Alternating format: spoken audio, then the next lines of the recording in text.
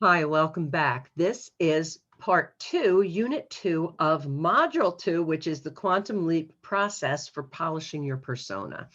This particular unit is about using positive self-talk. And you've been hearing me talk about self-talk for a while now, I'm sure. And there's no reason why all of our self-talk has to be negative. Okay, why not use some positive self-talk? So we've learned how that negative self-talk can be damaging to our self-confidence, to the persona that we put out. And we have worked through some of the negative core beliefs that negative self-talk hinted at. Okay. So now what we're going to do is we're going to create some positive self-talk, because this is also going to help teach your subconscious how awesome and amazing you really are, so that you put out a vibe, put out a persona that's going to attract the kind of partner that you want. Okay. So I'm sure you've heard about positive affirmations, and I'm here to tell you they do not work. Okay. Affirmations do not work. That is not what we are doing here. Not affirmations.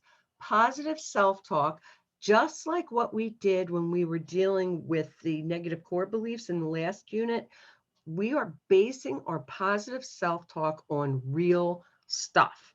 Okay. Now, of course, we're going to, we're going to say, oh, yes, well, I have this degree and I have these wonderful, amazing children, and I have this awesome house and a great job. Good for me. Those are the big things. Okay. And of course, you can definitely create positive self-talk around those. I also want you to create positive self-talk around all the wee little tiny things, all the little tiny wins that you have all day long. This is going to be another one of the life mantras that I'm constantly telling you to use. Okay, so this one is I'm a badass because. So, what are some of the little things that you did that are wonderful and amazing and awesome? Okay. I went to the supermarket and I got everything on my list. I'm a badass. Good for you. Give yourself constantly rounds of applause, pats on the back. I'm constantly running around going, yay, good for you. Okay, pat yourself on the back and give yourself a round of applause for all those little things. I managed to get to work without cursing out another driver. Yay, you're a badass. I'm a badass because I got all my work done today in record time. I'm a badass because my boss really liked the report that I did.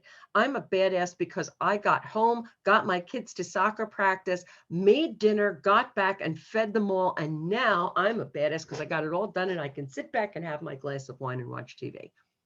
You're a badass. You do badass stuff all day long that you don't even give yourself credit for.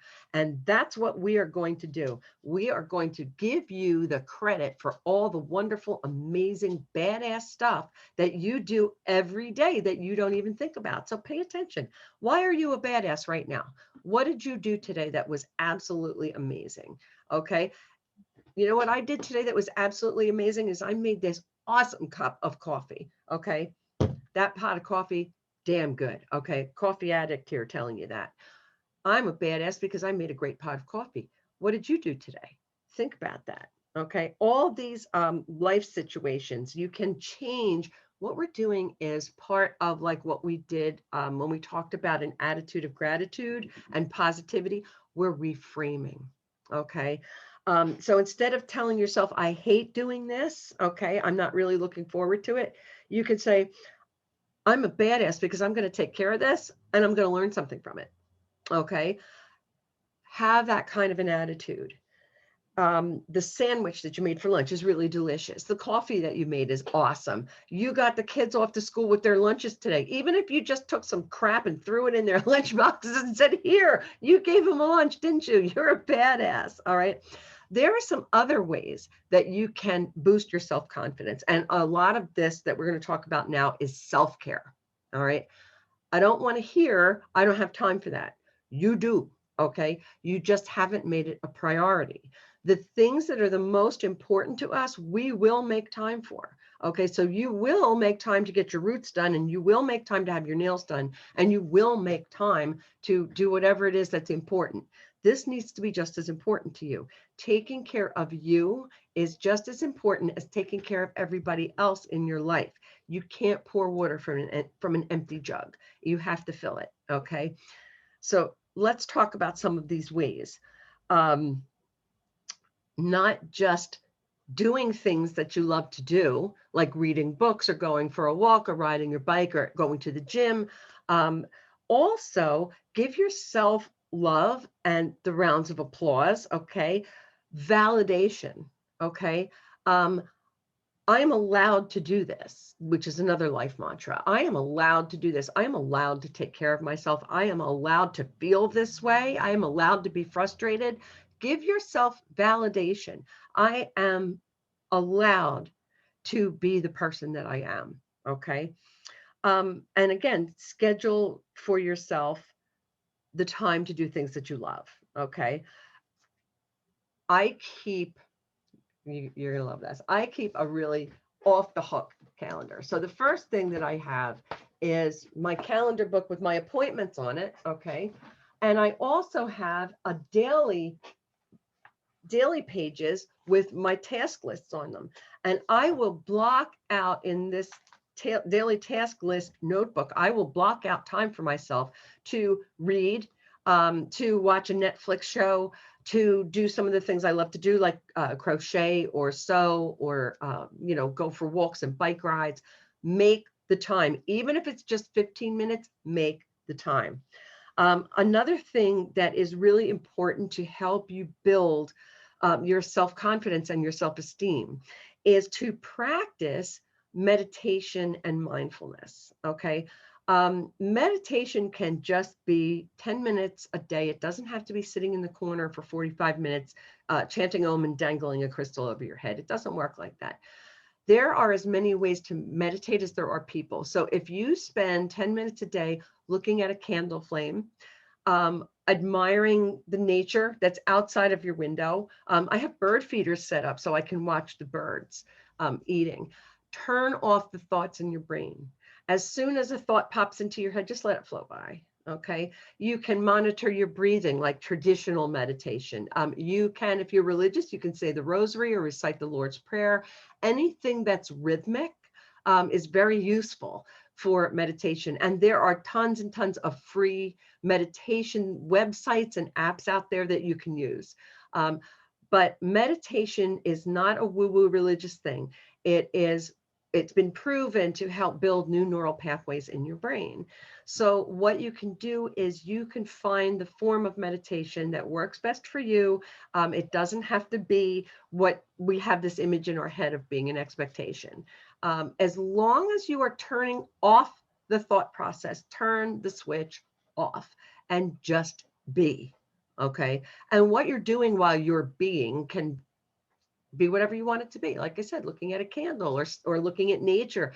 I have a client who went and sat on a park bench. There was a park about a block away from her house, and as long as the weather was good, she would go sit on a park bench for 15 minutes and just look at the trees and the grass. And if the weather was cold, she would go and look at the snow, just for a few minutes before she went off to work. So that was her meditation practice. What's yours going to be? Also, I want to talk about mindfulness. Now, mindfulness is actually the grandchild of meditation. It is being in the here and now. And those of you who may have taken some of my stress management courses will understand the importance of this. The past is gone, okay? So especially divorced women, you have a whole boatload of baggage that you're carrying around from the past, okay? We are going to have a unit where we work through that and we teach you how, and like I said, you got to work through the stuff. Okay. If you don't, you're just going to keep repeating the same behaviors. So there's a lot of junk in the past that needs to be worked through. Do it in the time when it's time to do it. Right now, it might be time to do something else. We're going to be mindful. We're going to focus on right now. The past is gone. You cannot change it. You cannot go back and make things happen differently. You can only learn the lessons that are there to be learned and be grateful for those lessons and be happy that you were able to learn them so that the next time you have a much more healthy experience, a healthy relationship, right? So focus on being here right now. And yes, make plans for the future. And we're going to talk a little bit when we get to the part of creating a plan to actually get out there and find your ideal partner. We're going to talk about that a little bit. Yes, you want to make a plan. You want to put it in your task list. You want to put it in your calendar book. Yes, you want to do that, but you don't want to live there. How much time do you spend thinking about the next thing that you have to do, or the next chore that needs to be accomplished, or the next task that's coming up? Focus on what's on your plate right now. We spend 100% of our time in right now. So doesn't it make sense to maximize it and make the most out of it, right? We're going to talk, if you are in the program where we have one-to-one coaching sessions, we are going to talk a lot about this coming up. But if you don't, I want you to practice doing these exercises, and I will see you guys next time. Have a wonderful, awesome, amazing week.